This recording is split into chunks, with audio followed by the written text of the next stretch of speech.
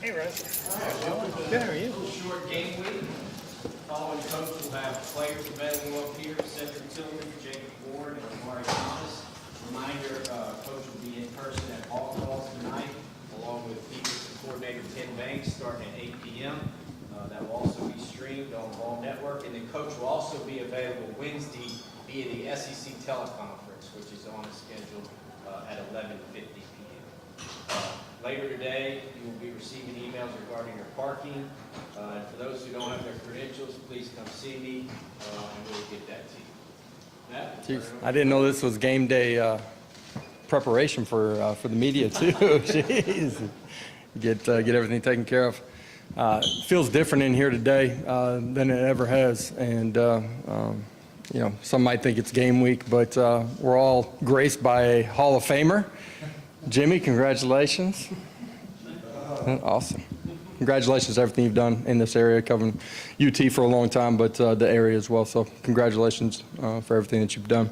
Awesome that it's game week, man. Let's go play ball. Excited to get into Neyland Stadium. Obviously, long training camp here with our players. We're at the point where it is time to go play. And find out where we're at. We're in the middle of our preparation right now. Today was a Wednesday. Energy, focus, good. Things that we still got to clean up here before we get to kickoff, but excited to go compete with these guys on Thursday. Really excited to see Vol Nation out, our student body. Huge amount of ticket requests by them. Excited to feel their energy inside of Neyland Stadium. Vol walk. I know our guys are extremely excited about that too. You know, you look back at the process all the way since January. I think it was 24th when we got here, and a ton of work that's gone into it. Excited to go play and compete with these guys and our fans that are in the stands as well. So. Thursday night ball game, one benefit for us as a staff is we have the opportunity to go recruit on the back end of it. So a lot of our staff will be out on Fridays and have a chance to go watch some high school kids play football, you know, in the state and across our region. So excited about that as well. With that, I'll open it up to questions. Start with Patrick, then go to Brandon. Coach, first time we've talked to you since Brew had his situation resolved. Just what was the reaction to that? Was it relief? Was it just glad that it's over? And how does it impact any of your preparation, if at all, now that it was so early? Yeah, certainly a small sense of relief. More than anything, just excitement. When I got the news, man, it sent chills down my spine. It's so excited for him. A young man that's done it the right way since he's been here.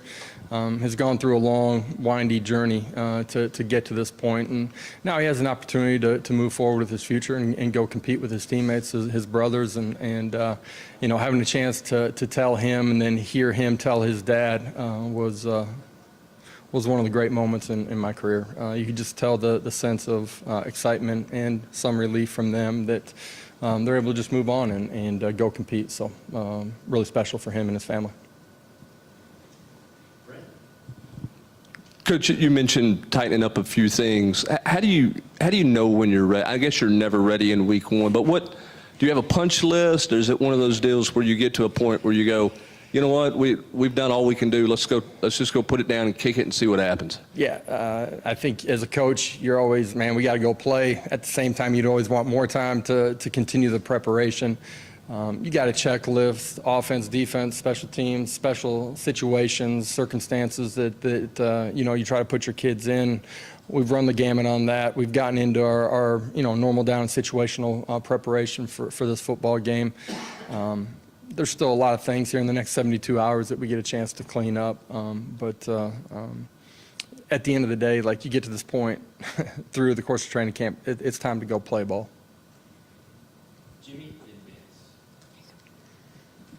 A couple of things. As far as McCoy, do you like the progress you've seen from him from practice one to now? Yeah, The beginning portion of practice, we were kind of methodical in ramping him up as he, came off of not being quite 100% at the beginning of summer. And so we've built him up. He's got a good understanding of what we're doing. He's operated fairly efficiently in what we're doing offensively. For all of our guys that are out there playing on the offensive side of the ball with our tempo the first time, you think back to a year ago, it'll be their first time experiencing it. And so there will be some things that we're going to have to grow through and clean up. But he's got a really good understanding of what we're doing. He's continued to get stronger physically, been fundamentally and technically more sound in what we're asking him to do. So there's a lot of positive things as we've gone through this training camp with him. And where would you say your offensive line is now compared to where it was at the start of last year? Yeah, in some ways, just like our program, much further ahead. They understand how we play, the ability to communicate. You guys saw that growth with them a year ago. We're healthy at this point in the season, which is exciting. We need to stay that way. But a lot of guys have played a lot of football up there for us.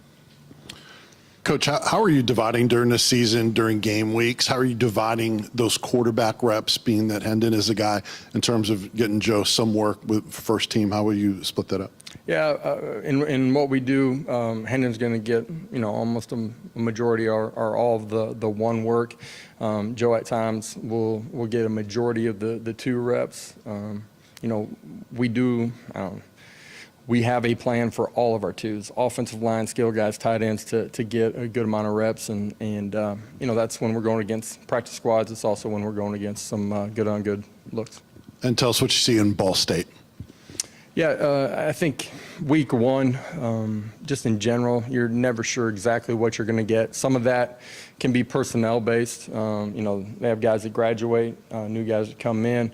Where are they going to place them? Schematically, things tend to change in week one. Everybody went through a self-scout process from the previous year. They made changes to what they're doing. I think it's really big in week one that, your players have an understanding of what you anticipate to see, but they have the tools in their tool bag to adjust to what they are actually seeing. Staff and everybody being able to adjust and subtly tweak and change things as the game unfolds. At wide receiver last season, it took about a month to kind of have those roles solidified. Yeah. What particularly are you looking for specifically that guys can do to say that they belong in starting lineup, getting reps? Yeah, a big part of that last year was being in year one, new in what we were doing offensively. Valus being nicked up during the course of training camp, kind of changed the way the season started for us. Some guys coming on strong, so that's the inevitable beginning of a season. Some of those things will happen as this season unfolds too, but in particular in year one, we'd like to play more guys at the wide receiver position, guys that are ready to compete and perform the way that we need them to. Be in the right spaces at the right time and have a trust with the quarterback. And I do feel like we'll play more guys than we did a year ago at this juncture of the season. As you still try to figure out who you're going to start at left tackle or who's going to be the guy there, do you go into the Thursday night with a plan on like two series or quarter by quarter, or just kind of let the game flow as it may? And then anybody out for Thursday, or are you pretty much full go? Yeah, I think at this point we're pretty healthy heading into week one. You guys know there's still a long time before we actually kick off, tend to not, unless it's a major injury where guys won't be available, tend to not make a decision on Wednesday afternoon and wait just a little bit longer. The left tackle position, both of those guys are going to play. Somebody will run out with the ones. I haven't watched Wednesday's practice yet. Coach Ellerby hasn't. As we go back and evaluate it, we'll have a plan for those guys to rotate during the course of the ball game and what percentage each of them play and who runs out there the first one. I don't have an answer to yet. Coach, I know just the nature of your job, there's always a lot of unknowns and you're never probably, fully satisfied, but just can you compare your comfort level this year with where you were last year with just, feeling like you know what you have with your team? Yeah, you can see it in the way, as we transition from how we practice during training camp to the season, just the comfort with our players and what we're doing. That's true for our coaches too. We're in sync, the ability to communicate. Our players have a clear vision of what's going to happen here and up until kickoff, the standards that we have. Year two should be a lot different than year one. It has been. don't think you're ever where you want to be as a coach because you're always trying to find ways to be better. At the same time, have a pretty good idea of the guys that are running out of that tunnel, who they are, what they're about, how they're going to play and compete, how they're going to handle positive plays, negative plays. And now it's about us continuing our preparation and be ready to go kick off. Josh, right here. A season ago, you said it took a while for some of your team to learn how to prepare for a football game, kind of those 72 hours leading up to kickoff. I know it's Wednesday game week technically, but have you seen any growth in that regard for this group right now or, over the course of training camp? Yeah, a year ago, early in the season, the last 48 hours in particular, in the early parts of the week, I didn't think we kept what should be important all the time and got sidetracked by things that have nothing to do with us as individuals and collectively as a football team going out and playing our best. I do believe we're a more mature football team. That's, I'm saying that because of how they've handled everything since we've gotten back in January. The issues from day to day, are so different than they were a year ago because our players are different and, true to the characteristics of accountability, trust and respect and competing extremely hard. I do anticipate us handling the last 48 hours the right way, as we head into Thursday night.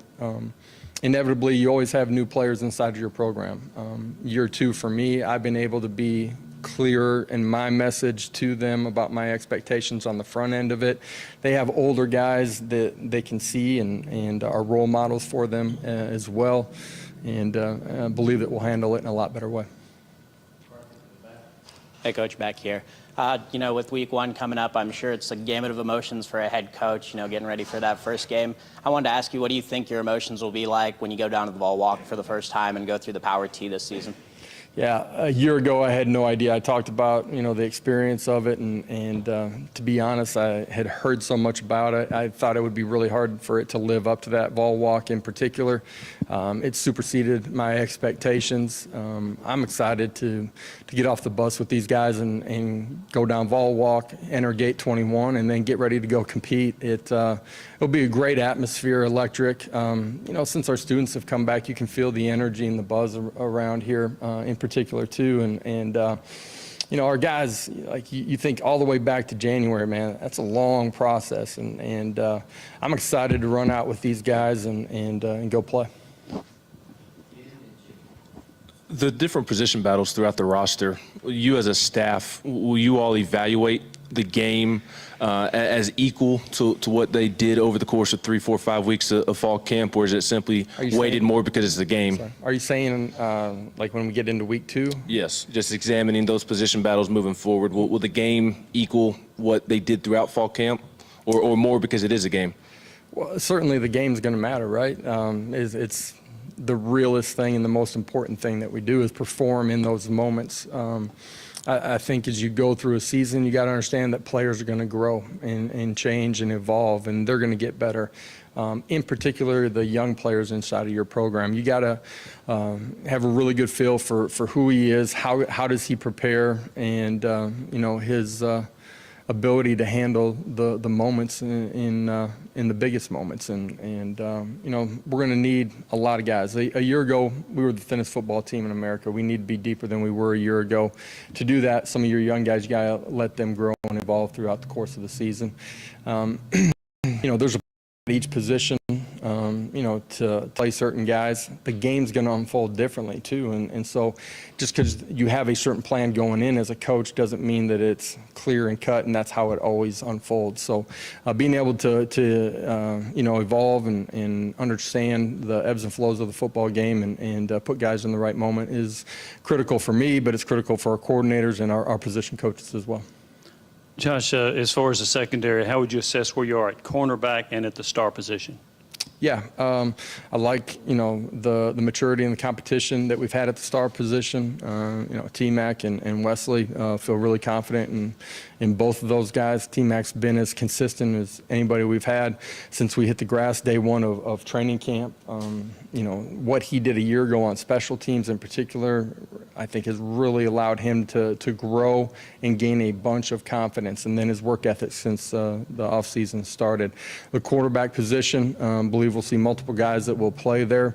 I like a lot of what they've done up until this point. Obviously, want to see them go out and perform at a really high level on Thursday. Any update on William Bohan? I don't have an update. We put out as soon as we received information that he was suspended indefinitely from the program, and we'll let that process unfold here.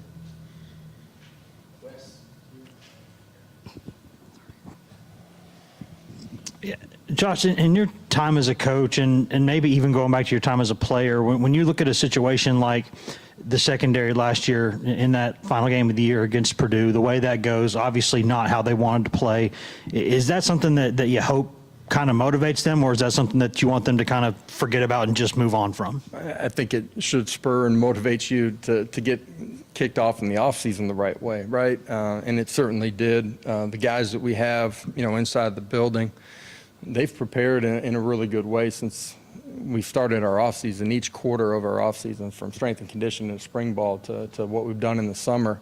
Now it's being able to handle everything that comes with game day: formation recognition, coverage adjustments, the ability to communicate, have your eyes in the right place, trigger when you're supposed to and go make plays, handle the 50-50 ball, be patient and calm and glove it.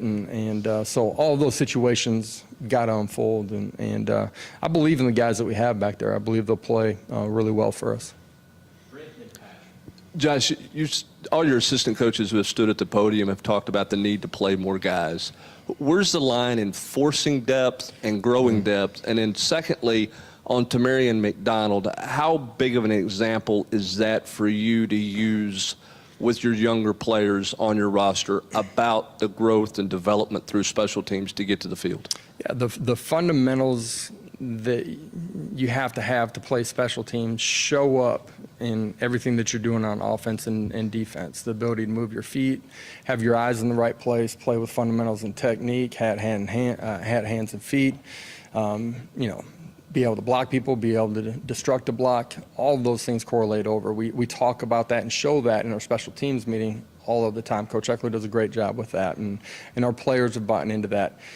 Almost all the great ones that I've been around, I say almost because there's been a few guys that are outside of that, but they end up starting in special teams and they gain confidence, and that was certainly the case for T-Mac. The need for us to be deeper is true. We have to be able to play more people than we did a year ago. However, you can't force that, like you're saying. You guys got to show that you can trust them on the football field. That's playing their assignment and then being able to make plays. And that's what training camp's been all about. Who are the guys that we've identified that can do that at this point in the season? And, we've gone through that process. We'll play a bunch of guys on Thursday night. We're going to come back. We're going to evaluate the film and see who handled it the right way and who can continue to grow. And that'll push us towards the following week. Coach, I guess a lot has changed for Cedric Tillman over the past year. Just seeing him in the building, seeing him in practice, what's different about him? And are there some ways maybe he hasn't changed at all? Last year at this point, nobody knew who he was and certainly didn't know what he was about on the football field. And, for him, he's been so consistent. You guys see the confidence in who he is, what he's about. He's got a great understanding of how to prepare. His on-field performance, he's continued to get better. Expect him to have a big night and have a big year. Just time for one more. Anybody? All right. Great. We'll have players shortly. Guys, have a great afternoon. Thanks, guys.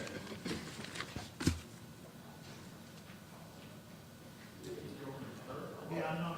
Kids take I need some crayons.